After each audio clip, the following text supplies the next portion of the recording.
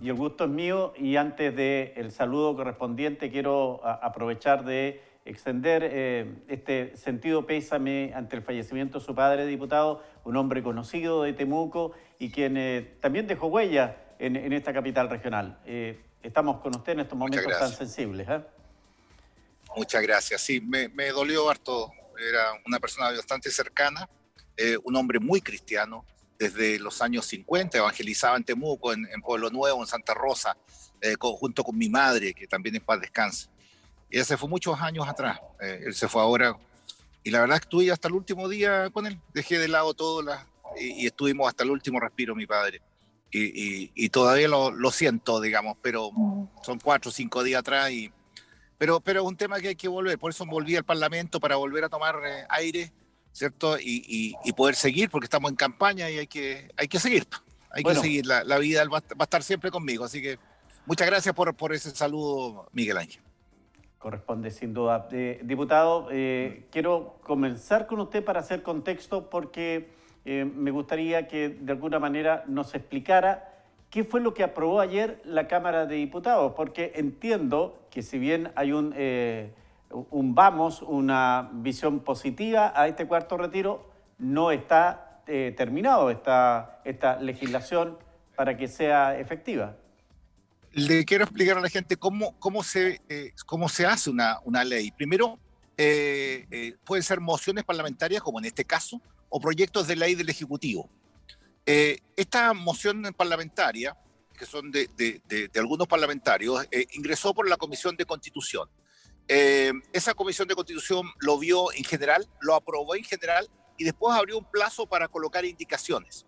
Se colocaron indicaciones, fueron rechazadas la gran mayoría y el texto, habían como 6 o 7 proyectos distintos que se fusionaron en una sola redacción final. Y esa fue la redacción que se aprobó. Cuando se aprobó en general y en particular, a veces la técnica legislativa es, oye, se aprueba en particular en la comisión y algunas comisiones lo mandan a la sala para aprobarlo en general y después vuelve a la comisión a discusión en particular, como sucedió con el primer retiro, por ejemplo. Pero aquí en este caso, la técnica legislativa fue aprobar en la comisión, aprobar las indicaciones en particular y ir a la sala para que la sala se pronunciara en general y en particular. Y eso es lo que sucedió. Después de eso, va al Senado. Y en el Senado tiene el mismo trámite. Va a la Comisión de Constitución, se aprueba en general y en particular, no sé si que lo van a hacer así el Senado, a veces solamente lo votan en general y va a la sala, lo votan en la sala y después vuelve a su trámite en particular, a la misma comisión. Y al votarse, bueno, eso, si hay alguna diferencia con lo que aprobó la Cámara, vuelve en tercer trámite a la Cámara de Diputados. Y si no hay tampoco una unanimidad en lo que aprobó el Senado, se va a una comisión mixta donde 5 senadores y 5 diputados, mandatados por cada uno de las salas, arreglan las diferencias y eso después va a votación de las salas para refrendar lo que la comisión mixta definió. Ese es el proceso más largo que podría llevarse, pero como esto el gobierno le colocó urgencia, o sea, discusión inmediata, debe estar en 6 días saliendo del Senado y según lo que leí, el presidente de la Comisión de Constitución, parece que el próximo miércoles lo estaría colocando en tabla en la Comisión de Constitución en el Senado. Perfecto. Vamos Y a... perdón, ¿Sí? Miguel Ángel, perdón, para terminar ahí, ¿qué hace la comisión? Escucha a distintas personas, escucha a técnicos, a economistas, a distintas personas que van a entregar su opinión de qué pasaría en la economía, qué pasaría con los fondos de pensiones, etcétera, etcétera, etcétera. Todo eso, y eso se toma en cuenta para mejor legislar. Muy bien. Quiero saludar también a quien se integra a esta conversación, el académico de Administración y Economía de la Universidad de la Frontera, Yaniel Mendoza Carbonell, a quien también le damos la bienvenida y agradecer la gentileza de acompañarnos. Bienvenido, buenas tardes.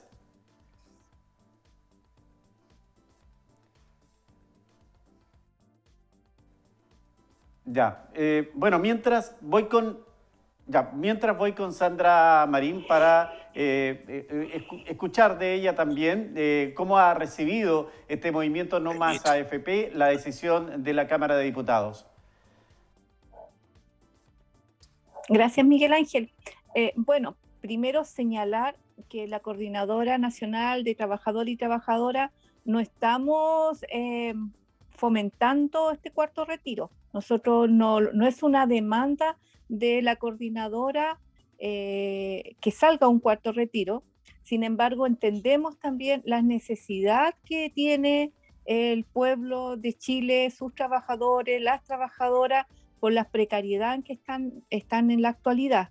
Creemos que también es una decisión personal de cada uno, de cada una, de sacar sus fondos desde las administradoras.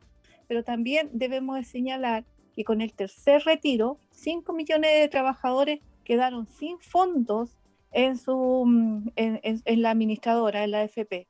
Entonces, la verdad que el margen de personas que podrán estar en condiciones de hacer este retiro es un poco menos de la mitad, considerando que son menos de 10 millones los cotizantes. Ahora bien, también hay que ir viendo de que de los cotizantes que hay un buen porcentaje de personas, de hombres y mujeres trabajadoras y trabajadores que están en procesos o en vías de jubilación. Y para esta coordinadora, el problema que nosotros y nuestra demanda tiene que ver con pensiones dignas. Y ese es un problema que el gobierno no ha abordado y no ha estado la intención de abordar de buena forma, de garantizar pensiones dignas para todos y para todos los trabajadores y trabajadoras. Sandra, a propósito de eso, y claramente creo que usted hace claridad frente a este tema, porque el cuestionamiento a las AFP es la pensión que nos entrega al término de nuestra vida laboral después de haberle dejado la plata durante todo el tiempo que estuvimos trabajando.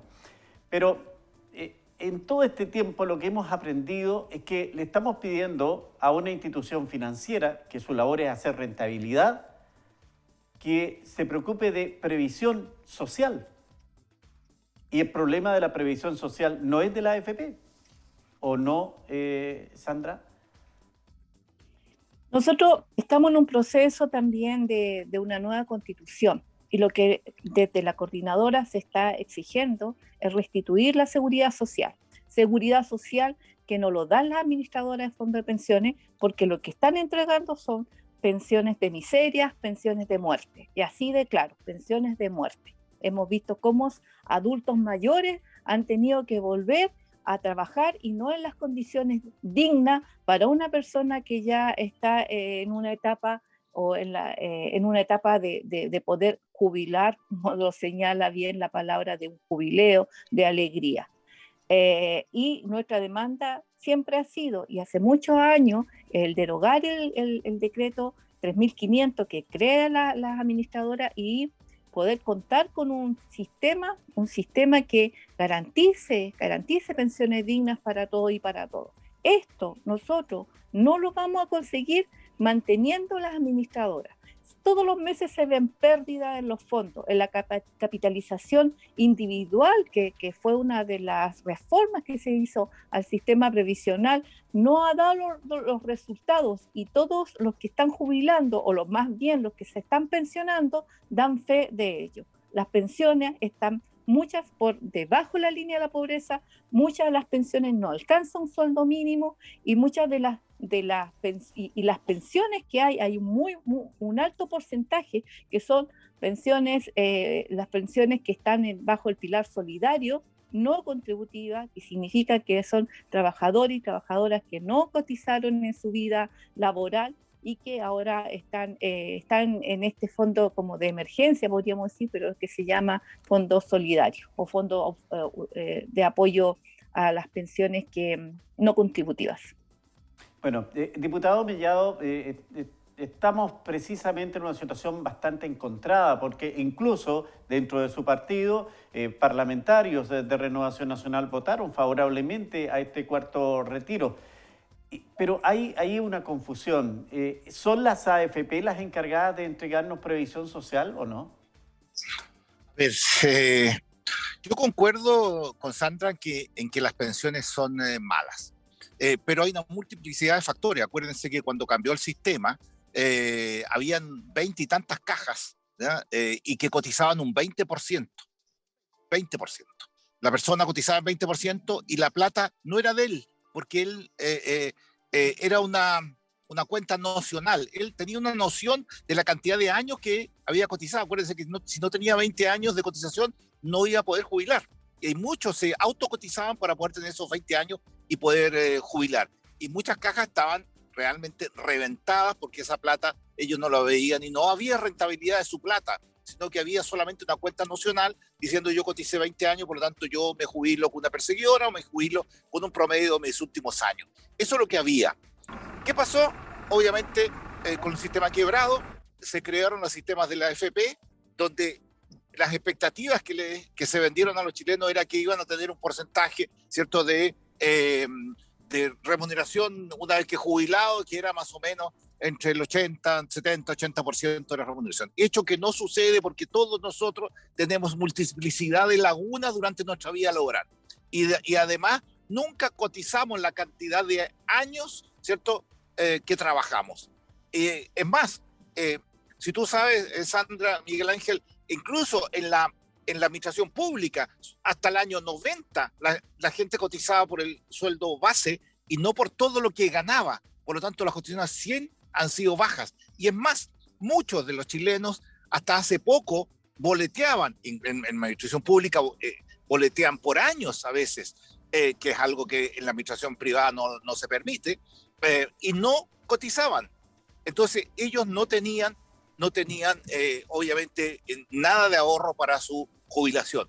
Yo concuerdo lo siguiente: nosotros en enero del 2020, Miguel Ángel, Sandra, nosotros aprobamos en la Cámara de Diputados una reforma de pensiones donde había un aumento de un 6%, porque yo concuerdo con Sandra lo siguiente: no puede ser solo la cotización individual lo que marque, ¿cierto?, tu jubilación.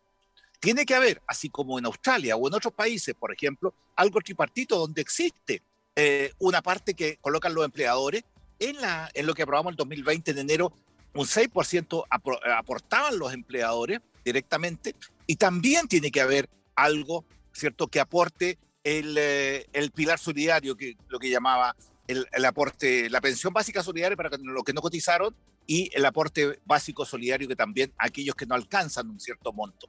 Yo creo que ahí tiene que ser, de los tres, crear una jubilación un poco más digna que lo que estamos haciendo. Pero lo que sucede, Miguel Ángel, en estos momentos es que en vez de hace 14, 15 meses atrás que está durmiendo en el Senado, ese proyecto de ley, ¿cierto?, que lo aprobamos en la Cámara de Diputados con mucha dificultad. Lo aprobamos porque discutimos harto. Llegamos a este acuerdo, ¿cierto?, donde el 3% iba a la cotización individual y otro 3% iba a ser algo colectivo. Bueno, eso no pasó al Senado y ahí está detenido en el Senado. Entonces, yo digo, bueno, vamos a seguir discutiendo que las pensiones son bajas, o realmente le vamos a colocar lucas para que efectivamente esto tripartito sea una realidad. Yo creo que tiene que ser una realidad. Lo hemos visto, digamos, en cada una de lo que estamos, y se lo hemos dicho al ministro de Hacienda personalmente, incluso en un almuerzo que estuvo con nosotros, y el diputado Santana también lo dijo, que hay personas que al final de su vida laboral tienen 3, 5 millones, 7 millones. Oye, al final de vida laboral, entréguenle esa plata. Si igual va a ir a la pensión básica solidaria, de la misma manera. Pero puede ser también que a todos los chilenos que estén en el registro social de hogares partan con la base de la pensión básica solidaria, más el ahorro que ellos tienen, más el ahorro que hicieron. No debemos dejar de tener ese ahorro, porque siempre ha habido en Chile el ahorro para la jubilación. Nosotros, si no nos obligan a ahorrar, no vamos a ahorrar. Y eso es un hecho de la causa, Miguel Ángel. Sí, efectivamente. Yo no sé si ahora tenemos ya al académico de la universidad, a Yaniel Mendoza. Hola, hola, buenas noches. Hola, buenas noches. Ahora lo estamos viendo y lo estamos escuchando. Le agradecemos la gentileza por darnos estos minutos. Gracias por acompañarnos. Estamos con el diputado Miguel Mellado y con la dirigente Sandra Marín. Inmediatamente, profesor, cuéntenos cuál es la visión que tienen ustedes respecto de esta decisión de dar luz verde a este cuarto retiro de nuestros fondos de pensiones por parte de la Cámara de Diputados? Bueno, partiendo, no estoy de acuerdo con un retiro del fondo de pensiones, un nuevo retiro. Hay que tener en cuenta que las pensiones no son para consumo presente, son para consumo futuro. Entonces, me parece que dejar sin posibilidades a mucha gente de tener ese consumo futuro, bajo o medio o lo que sea, me parece un error. Creo que hay que poner en contexto, o sea, no es lo mismo el 10% inicial, cuando estábamos en medio de la pandemia, mucho desempleo, mucha gente se quedó con ingresos cero. Claramente no era la única opción, ¿no? O sea, claramente habían otras posibilidades, o sea, el país se podía endeudar, habían otras posibilidades de generar ingresos a la gente que estaba mal, por supuesto, pero bueno, se optó, entre otras cosas, por el retiro del 10%. En medio de la pandemia, yo lo encontré, en ese momento lo encontré razonable. Claramente, sí. ¿Para qué quieres un consumo futuro? 20 años, 15 años y ahora estás en cero, ¿no? Claramente fue una crisis de una magnitud que nadie se podía esperar. Entonces, claramente, ante una crisis de esa naturaleza, habría que aplicar medidas que no eran las normales, por supuesto. Entonces yo, en ese instante, 10% en medio de la crisis, yo lo encontré razonable, pero en este momento no lo encuentro para nada razonable, para nada. O sea, yo creo que en estos momentos hay otras posibilidades, el país está en otras condiciones, la economía está en otras condiciones, y me parece que no corresponde, ¿no? No corresponde dejar a mucha gente sin estos fondos que van a tener la posibilidad de ingreso en el futuro. Sandra, si usted bien nos decía que ustedes no han estado pidiendo este cuarto retiro, el nombre del movimiento ya lo dice, no más AFP. Ese es el objetivo y esperan ustedes, Sandra, que en definitiva en la nueva Constitución haya una modificación respecto de cómo es la previsión social y a quién le dejamos la plata guardada en definitiva para poder tener recursos en nuestra vejez. Bueno, nosotros, recordando también lo que señalaba el diputado del Instituto de Previsión Social, ex INP, debo señalar que aún hay trabajadores que son pensionados, que son jubilados por esa instancia, y la pensión que ellos reciben es cerca del 70% de su sueldo. Entonces, es harta la diferencia en lo que teníamos antes a lo que tenemos ahora en estos 40 años de miseria con estas administradoras de fondos de pensiones. Pero sí, nosotros creemos también, ahora se viene un proyecto, una ley corta en que no resuelve, pero sí disminuye un poquito la necesidad de los que están pensionados, en donde se le aumenta el pilar solidario. Creemos que eso es una instancia para que los pensionados puedan mejorar su pensión, pero no como es el deseo de todos y todas, algo digno. Sí creemos que viene con este nuevo proceso del proceso constituyente, hay que restituir la seguridad social y que esto tiene que ser administrado por un ente público, no más AFP, no más entes privados, no más que jueguen con nuestro dinero, no más que sigamos empobreciéndonos. Eso es lo que nosotros estamos viendo, pero esto tiene que ser, esta nueva legislación, esta nueva alternativa de mejores jubilaciones tiene que ser con un proceso, con una nueva constitución. A esta altura, como lo dice el candidato Sichel, de reforma a la previsión, no corresponde, así como varias cosas que se intentan hacer cuando estamos en camino a tener una nueva Carta Magna, donde todos y todas estamos exigiendo y demandando restituir derechos, exigiendo derechos y garantizando derechos. Diputado Mellado, en definitiva, ¿qué ha pasado con este tema? Porque usted me decía que el gobierno había presentado una idea de reforma previsional, pero que está ahí esperando por bastante tiempo ser discutida y aprobada finalmente. Ahora se presentó una ley corta. ¿Qué Sacaron pasa? de ahí, ¿Se ha politizado lo que pasa. demasiado el tema? Sí, lo que pasa, Miguel Ángel, es que en la ley que está en el Senado, sacó el gobierno una parte, ¿cierto?, que era el pilar solidario, y eso hizo una ley corta de aumentar del 60 al 80% la cobertura, digamos, del 60% del registro social de hogares. Podemos llegar al 100 a lo mejor, si es que la negociación da en la Cámara de Diputados y en el Senado, pero hasta el momento el proyecto de ley del 80, que también hay el aumento también de la pensión básica solidaria. Y eso yo le quiero decir a Sandra y a los telespectadores que la verdad es que nosotros con la Nona Osandón, la Maite Orsini y otros diputados más firmamos en el presupuesto de 2019 una indicación donde el gobierno subía un 20% el porcentaje de la pensión básica solidaria. Nosotros en la indicación del presupuesto la colocamos un 50% en esos años, el 2019, que aumentaba y lo que se negoció, y nos dijeron de todo, y nos dijeron además de que eso no se podía. Se aprobó en la Cámara de Diputados, pasó al Senado y en el Senado se hizo un itinerario de fechas por año, de acuerdo a edades, para subir la pensión básica ese 50%. Y hoy se presenta también como algo importante y se le aumenta un poco más el pilar solidario con la pensión básica solidaria. Pero para mí, yo creo que aquí el tema, y concuerdo con el académico, en el primer retiro no teníamos vacuna, estábamos con cuarentena, no teníamos ayudas estatales. Acuérdense que en abril hablaban de la nueva normalidad que se empezaba en mayo, pues. Entonces, eso no estaban las ayudas estatales.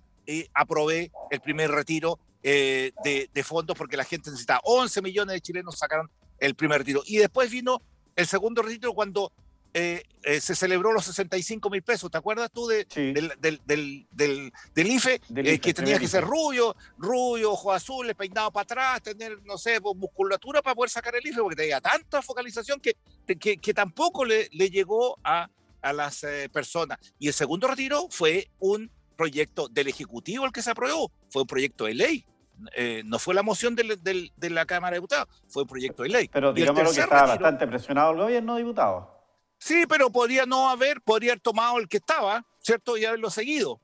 Entonces, en la historia de la ley fidedigna, digamos, el segundo retiro quedó durmiendo en el Senado, ¿cierto? Y se aprobó el proyecto del Ejecutivo. Y después vino el tercer retiro en abril, cuando ya pensamos que íbamos a salir de la pandemia, empezamos las vacunas, y todavía no había una ayuda universal. Y a mí me tocó, por parte de Renovación Nacional, negociar el IFE universal con el gobierno, con Carlos Rubilar y el ministro de Hacienda, y con la oposición, y llegamos a un IFE universal junio, julio, agosto, y también le colocamos septiembre, y también subimos la apuesta de una familia de 3 personas, 400.000 pesos, y 4 personas, 500.000 pesos.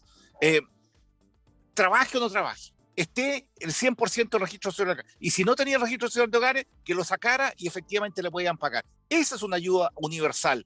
Por eso yo ahí concuerdo con el profesor, porque hoy, llegando 3.200 millones de dólares al bolsillo de los chilenos mensuales, que son 10 hospitales más o menos, para que sepan ustedes cuánto es, más o menos, 3.200 millones de dólares a la caja para que la gente gaste, el cuarto retiro yo tampoco lo justifico, siendo que aprobé los 3 primeros, ¿cierto? Siendo que si en el futuro no existen ayudas estatales en otra pandemia, ni Dios lo quiera, o en alguna catástrofe, ¿cierto? Estoy disponible sí para poder hacer algunos retiros. Pero va a ser muy difícil que se apruebe en el Senado. Y te lo digo porque, muchachos, hay 22 senadores que no van a la reelección. Ellos están, y aquí te respondo la pregunta. ¿Fue complicado para los diputados ahora decir que no? Sí, por eso te digo, hay muchos de los diputados de mi propio partido aprobaron porque obviamente están en elección. Yo también estoy en elección, pero asumo la responsabilidad de haberme abstenido porque soy responsable con mi voto y voy a asumir las consecuencias que hay. Pero yo creo que hay que ser responsable también mirando la economía. Sí, no quería ir esto, pero a propósito de la votación, diputado, ¿usted lo complicó esto de que las autoridades de gobierno comenzaran a reconocer que habían retirado desde ministros, pasando por delegados y gobernadores acá en la Araucanía? No, Miguel Ángel, porque una vez que es ley para todos. No, ese no es el punto.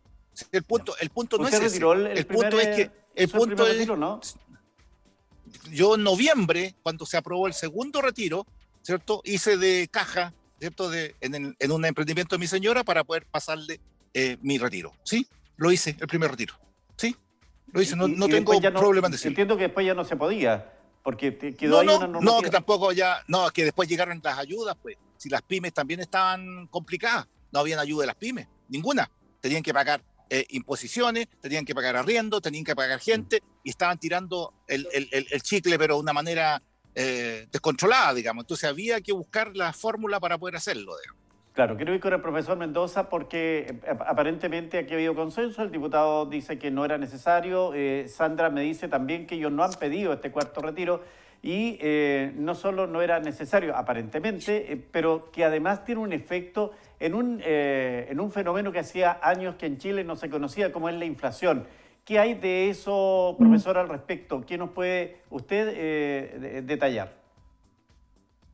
Sí, mira, Chile durante la década, bueno, voy a hacer un poco de historia rápida, ¿no? Chile durante la década de los 90 pasa de una inflación en torno al 20% y la logra bajar a inicio de los 2000 en torno al 3%. Nos hemos mantenido unos 20 años con una inflación en torno al 3%, que es la meta del Banco Central. Eso, para que tengan una idea, los países desarrollados es 1 o 2%. Los mejores países en manejo macroeconómico tienen inflación baja, es necesaria, ¿no? No es que te salves, no es que te conviertas en el mejor país del mundo, pero es necesario tener inflación baja, ¿no? Pregunten a los venezolanos y a los argentinos qué piensan de la inflación para que vean, ¿no? Entonces, yo creo que no se puede jugar con eso. Tuvimos un año, creo que fue el 2008, algo así, antes de la crisis subprime, que por el incremento del precio del petróleo internacional, la inflación llegó como al 8, 9%, algo así. Pero en general Chile mantiene una inflación bastante controlada, con políticas macroeconómicas bastante responsables, tanto políticas fiscales como políticas monetarias.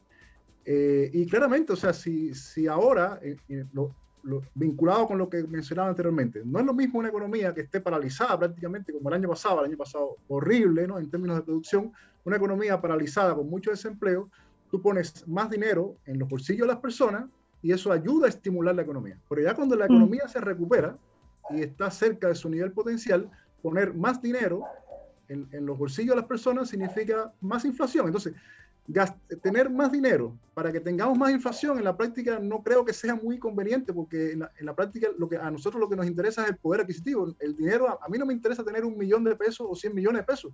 A mí lo que me interesa es comprar cosas.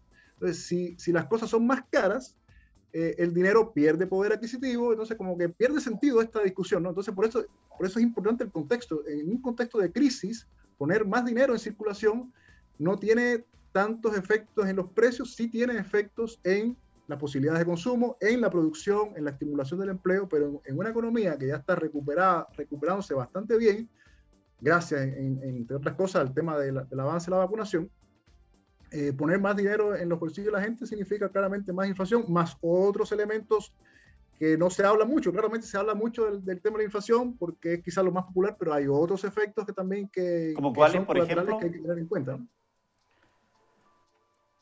¿Cuáles serían otros efectos, profesor, que tendría este aumento sobre el calentamiento de la economía, en definitiva? Por ejemplo, algo que no se habla mucho es que si uno saca dinero de las AFP en la práctica, ¿dónde estaba ese dinero? Ese dinero estaba capitalizando a las empresas. Entonces, las empresas con menos posibilidad de financiamiento van a tener que recurrir a otra fuente de financiamiento. Eso significa que van a aumentar la demanda de financiamiento en los bancos, por ejemplo, o en el mercado financiero internacional, y eso va a significar mayores costos, mayores tasas de interés. Mayor tasa de interés significa también mayor costo para las personas, porque en la práctica la gente cuando se endeuda para comprarse una casa, también tiene que pagar mayor tasa de interés. Además, hay que tener en cuenta, el Banco Central, para controlar la inflación, por misión, la misión básica del Banco Central es mantener controlada la inflación. Una inflación controlada significa subir la tasa de interés. Eso es política macroeconómica básica, en política monetaria, va a subir la tasa de interés. Y eso significa en la práctica un daño para la inversión de las empresas, para la inversión residencial de los hogares. Y claramente, estamos contentos, ¿no? Dinero en el bolsillo ahora, gastando como loco, pero y las consecuencias de eso, la gente como que se olvida de las consecuencias que tiene eso, ¿no? Entonces, yo, por muchas razones, además, pensando en las posibilidades de crecimiento, o sea, para que un país crezca tiene que tener capital físico, tiene que tener financiamiento para la inversión. Entonces, si tú estás desfinanciando a las empresas, la posibilidad de crecimiento futuro, la posibilidad de empleo futuro, las posibilidades de pensiones futuras se van a ver perjudicadas. Entonces, esta mirada de largo plazo no la veo por ninguna parte y me preocupa que estemos pensando solamente en la fiesta de mañana, el carrete de mañana, y no en lo que va a pasar en 15 o 20 años. Bueno, tenemos activos nuestros seguidores. Malky Zaitún dice, con el tercer retiro, forzaron a las compañías de seguro a vender bonos de largo plazo que no son fáciles de liquidar y provocaron pérdidas al fondo al recordar en el sistema. Lo han modificado más de 850 veces y quiero recordarle a la señora de No Más AFP que Luis Mesina quebró una AFP el año 1995. Sandra, ¿cómo lo ven los trabajadores? Se habla acá de que estamos de alguna manera poniéndole más billete en los bolsillos y que en definitiva aquí la situación de inflación va a ir en escala hacia arriba. Bueno, primero es que no estén poniendo más billetes en el bolsillo, si la plata también es de los cotizantes, de los que estamos cotizando. Y que la tenemos ahí porque nos obligaron en algún momento de la historia y porque no hay otra alternativa, pero no es porque no queramos, porque lo queramos. Aquí hay otros temas que este gobierno no ha hecho, que cómo se impulsa la economía y que bien lo señalaba el profesor, por ejemplo, que tienen que ver con los trabajos. O sea, la precarización del trabajo no solamente está dentro de los contratos honorarios, como bien lo señalaba el diputado, sino la misma precarización que hay, por ejemplo, en el sector privado, cómo se disminuyen las horas de trabajo con distintos nombres, que yo ya no recuerdo, que son como 4, por ejemplo, en el retail, los part-time, los PIN y como 2 o 3 clasificaciones más, donde tienen menos horas, menos remuneración y más precarización. Y la verdad es que tampoco, considerando, por ejemplo, que esta es una región o una ciudad que se caracteriza por el comercio, la verdad es que es impresentable cómo está ahora la vida laboral de los trabajadores en el comercio.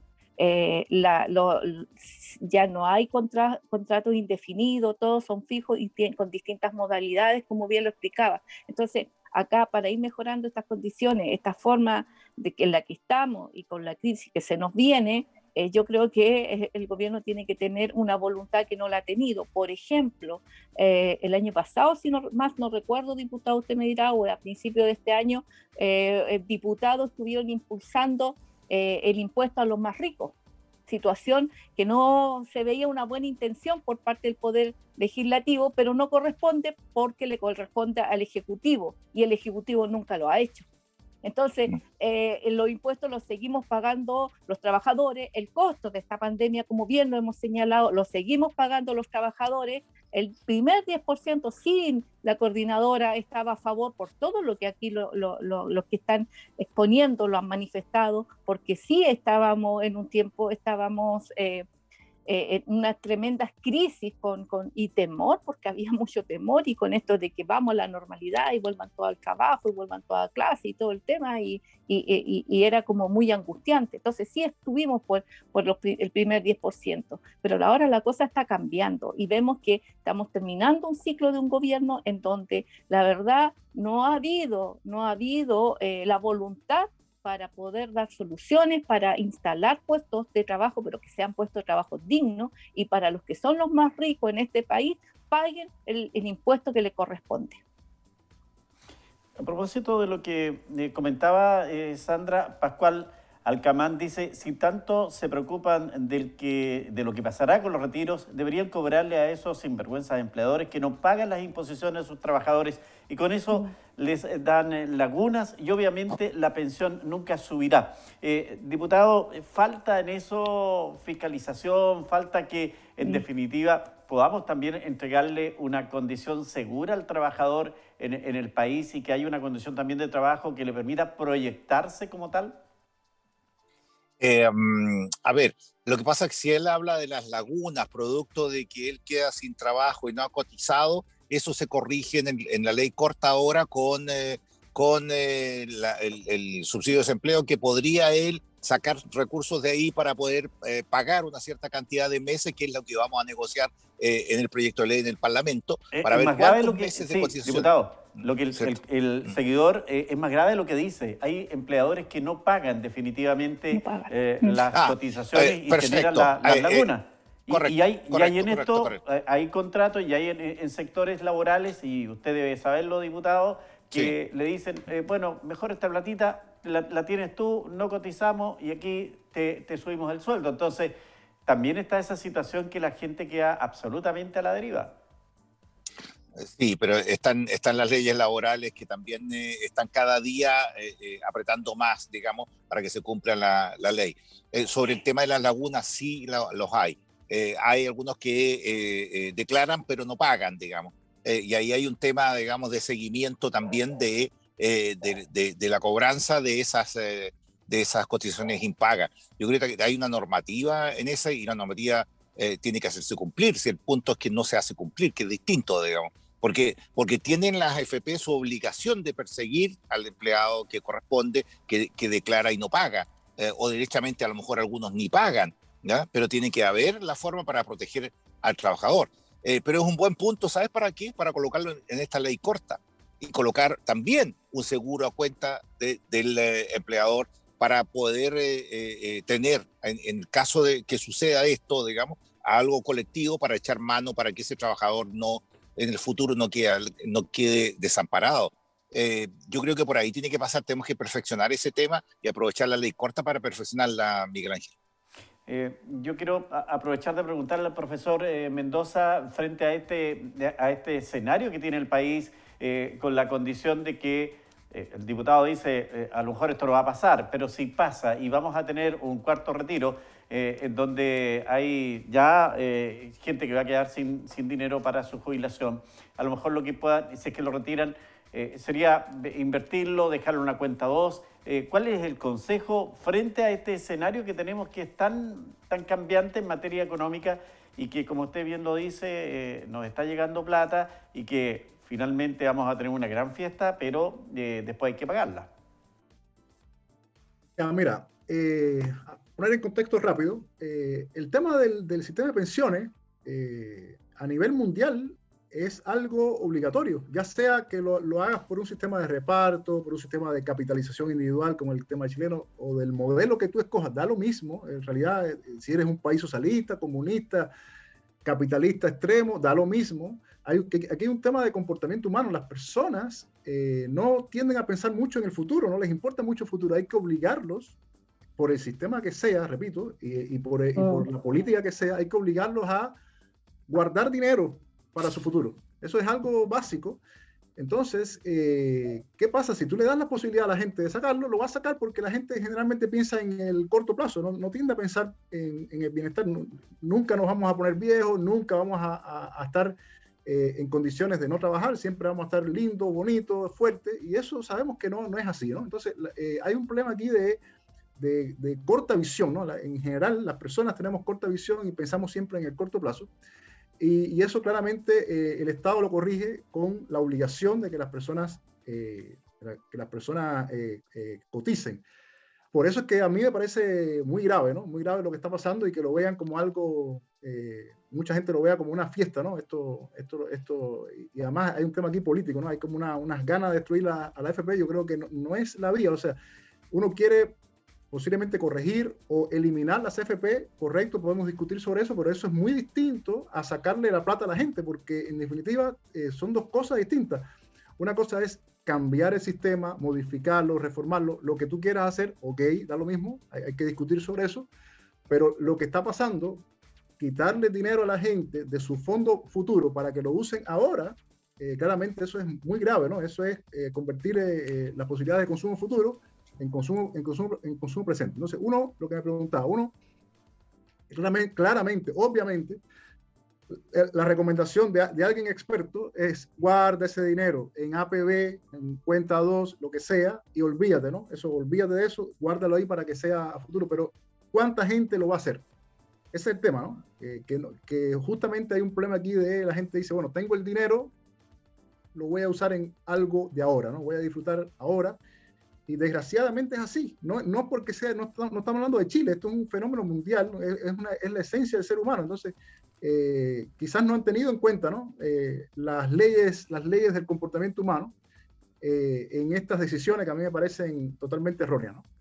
Pero, en definitiva, profesor, usted, ¿cuál es su opinión respecto de la labor que han cumplido las AFP? ¿Han conseguido el objetivo de tener rentabilidad en materia económica para los trabajadores? Bueno, mira, yo hace muchos años, no soy economista, pero no soy especialista en tema de pensiones, porque hay gente que se especializa en esto, es un tema bien complejo, pero sí he seguido el tema durante mucho tiempo y desde hace muchos años, incluso desde antes de escuchar el movimiento de No Más AFP, yo era bastante crítico, ¿no? De hecho, hay entrevistas por ahí de cómo funcionan las AFP en Chile, hay muchas cosas, bueno, de hecho se han ido corrigiendo. Hubo una famosa comisión Bravo con el segundo gobierno de Bachelet que plantearon cosas obvias, elementales que tenían que hacerse. Bueno, casi no se hizo nada en ese entonces, desgraciadamente, ¿no? Entonces, dejaron acumular los problemas hasta que explotó, ¿no? Hasta que explotó el tema y ahora quieren eliminarla, ¿no? Ahora la idea es eliminar la AFP acabando con el dinero de la gente. Entonces me parece que ya llegó el momento de que acumularon tantos problemas que lo quieren resolver de cualquier manera, y me parece que está mal, ¿no? Hay que resolver las cosas con inteligencia, porque estamos hablando del bienestar de las personas, ¿no? Entonces, sí, la AFP tiene muchos problemas, desde el punto de vista microeconómico, pues sobre todo, ¿no? De organización. Chile tiene muchos mercados, por ejemplo, con competencia imperfecta. Tenemos la farmacia, los supermercados, las grandes tiendas, los medios de transporte, las comunicaciones, y las AFP también, junto con los bancos. Estos son sistemas de competencia imperfecta que claramente no necesariamente le dan el mayor bienestar al usuario, consumidor o lo que sea, ¿no?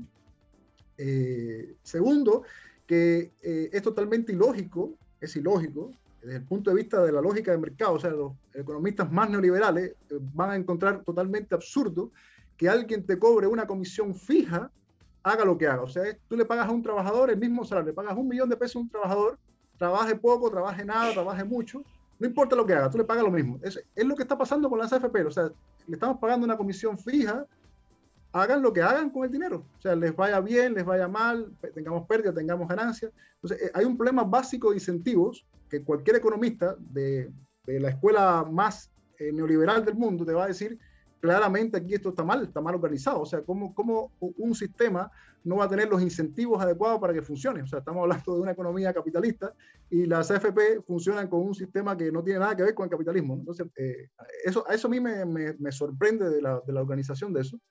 Bueno. Y lo otro, bueno, las comisiones son fijas y además son muy altas. Para la rentabilidad histórica que tienen, cobran unas comisiones exageradamente altas, que parece que nadie se ha percatado del tema, ¿no? Y no ha pasado mucho respecto a eso. Sí, en definitiva usted diría que el sistema es perfectible, que en definitiva hay que poner regulaciones, hay que meter la mano en esto, pero eso es lejos de terminar con ellas.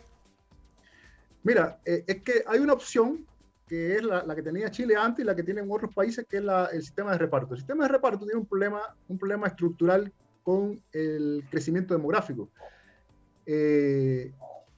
Los países, naturalmente, en las últimas décadas se van envejeciendo, que significa que va aumentando el porcentaje de personas mayores de 65 años y va disminuyendo el porcentaje de jóvenes, la gente que entra al mercado laboral. Entonces, un sistema de reparto significa que los que están trabajando aportan al sistema para los que están jubilados en este momento tengan ese dinero. Entonces, cuando tú tienes un grupo de la población de mayor edad que va creciendo y un grupo de trabajadores que es cada vez menor en porcentaje, claramente se hace un sistema muy complicado de llevar, ¿no? Entonces, el sistema de capitalización individual no depende de los cambios demográficos, tiene una lógica totalmente distinta. Entonces, volver al sistema de reparto, yo por supuesto que diría que es absurdo. Si en muchos países el sistema de reparto genera un problema serio al Estado por un tema básico de financiamiento.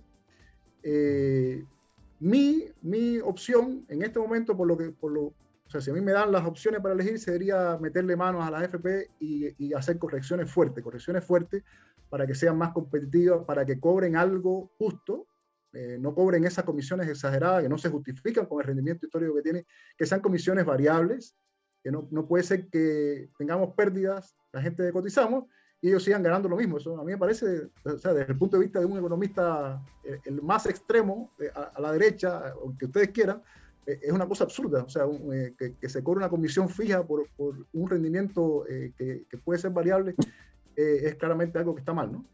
Así es. Vamos con Sandra. Antes, Carmen Gloria me dice, ¿la generación futura será capaz de inflar arcas fiscales para luego entregar pensiones dignas? Dudo. Desean estatizar todo para que el Estado pueda dar pensiones subsidiarias a futuros retiradores de previsiones, ya que con todos los retiros de los fondos de todos han bajado y, por otra parte, el trabajo informal es lo que prima entre todos. ¿Quién solventará las futuras pensiones? Sandra, en la propuesta que hacen ustedes, por lo que me explica, está lejos de que pudiera apoyar esta organización la capitalización individual. Así es, nosotros estamos por un sistema tripartito que también me parece que el diputado lo mencionó. Y aquí, pero la diferencia es que no queremos que existan más administradoras de pensiones, no más AFP.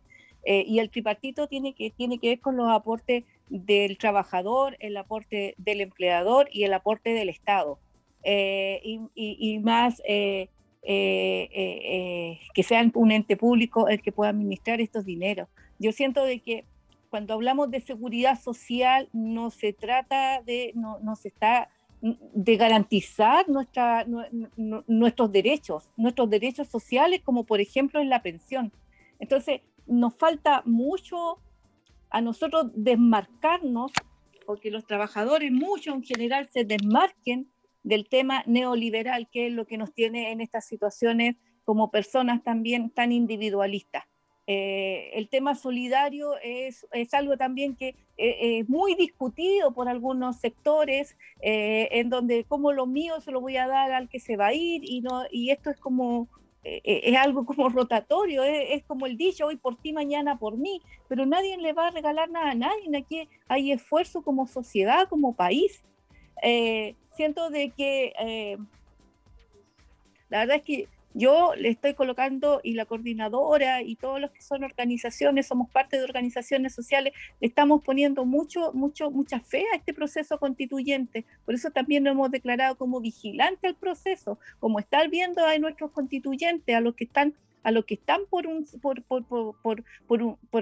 antineoliberales en este proceso de poder cambiar las cosas, porque aquí hay una mayoría que son trabajadores, trabajadoras, dueñas de casa en general, jóvenes, en que queremos un buen vivir. Pero la verdad es que hay una minoría tan minoritaria, tan chiquitita, que es la que nos tiene como subyugada a un sistema. Y en eso también, lamentablemente, un importante sector también de la clase política que avala este sistema, que es un sistema que nos tiene individualizados, que nos tienen hoy por mí, mañana por mí y pasado mañana por mí también. Y eso es como triste. Eso yo no quiero para mi descendencia. Eso creo que muchos y muchas a lo mejor pensamos lo mismo. Queremos un buen vivir. Sandra, le voy a preguntar al diputado si es que ellos están en favor de esto, pero Malky me dice, no me respondió la pregunta sobre Luis Mesina, la dirigente. ¿Sabes que eso a mí me parece como una falta de respeto para un tremendo dirigente que es Luis Mesina? No puedo contestar porque lo encuentro tan nada que ver, por decirlo, que yo nunca le he preguntado a Luis Mesina sobre esa situación, ni me he preocupado de buscarlo en internet. Perfecto. La verdad es que no lo he visto, pero perfecto. Sí yo conozco una trayectoria en que él ha manifestado este sentido que tenemos como coordinadora, y he visto ese trabajo desde que lo conozco. A propósito de entonces, que generalmente sí. A propósito de que está muy de moda, Sandra, ir a Wikimedia, usted no va a Wikimedia. No. Me oye con el diputado Mellado. Diputado, perdón que tenga que preguntarle, pero es su sector, no quiero decir su sector solamente, es el mundo político, en realidad, que se pone en dos lados de este tema y que a lo mejor no habría que verlo con tanta ideología, con tanta apronte de la mirada política para poder encontrar soluciones? Pero si las soluciones, Miguel Ángel, te lo dije, nosotros las encontramos en la Cámara de Diputados en enero del 2020. Lo aprobamos antes de salir de vacaciones de febrero del 2020. Lo aprobamos la última semana, donde había un aumento, ¿cierto?, por parte del empleador de un 6%, donde el 3% iba a ir a la cuenta individual, porque digamos las cosas como son. La gente ahora quiere la cuenta individual porque sabe que es su plata y nadie se la va a tocar y nadie se la va a poder embargar tampoco. Ese es un tema importante. Vio que la plata estaba, muchos años de gente decía en la FP la plata no existía, y vio que existía y que pudo tocarla y sacarla. Entonces, eso va a ser muy difícil que se salga del colectivo de la gente. Quieren, eso, y en las encuestas aparece, ellos quieren tener su cuenta individual. Pero bueno, había otro 6%, otro 3%, perdón, que era para algo colectivo.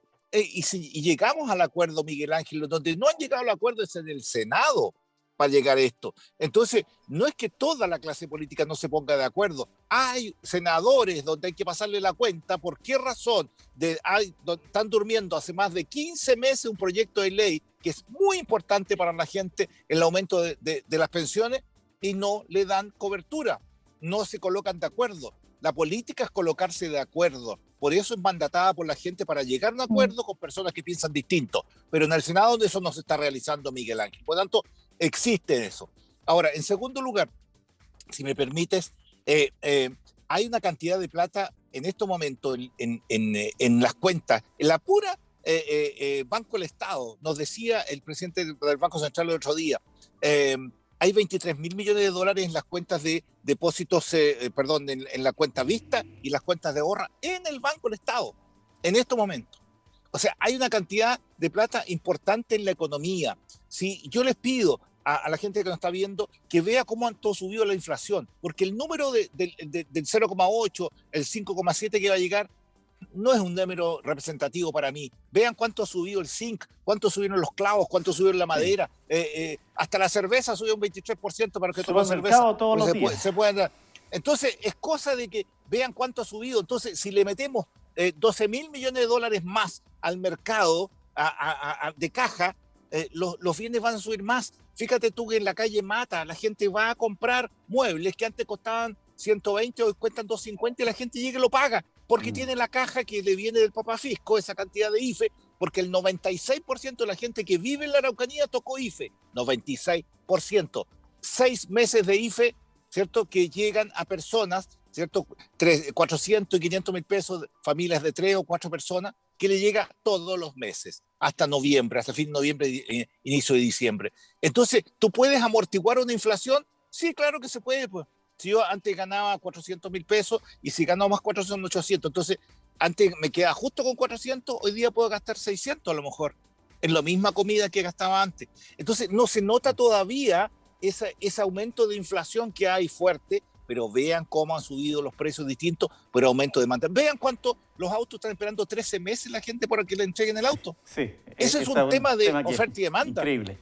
Bueno, claro. Diputado Miguel Mellado, quiero agradecer la gentileza a usted, también agradecer a Sandra Marín, vocera nacional del movimiento No Más AFP, y al académico de Administración y Economía de la Universidad de la Frontera, Yanel Mendoza Carbonell, que nos han dado este momento de conversar de miradas que tiene cada uno en sus respectivos sectores. Y a ustedes, gracias por acompañarnos. Nos encontramos este jueves, donde vamos a seguir conociendo los candidatos a consejeros regionales.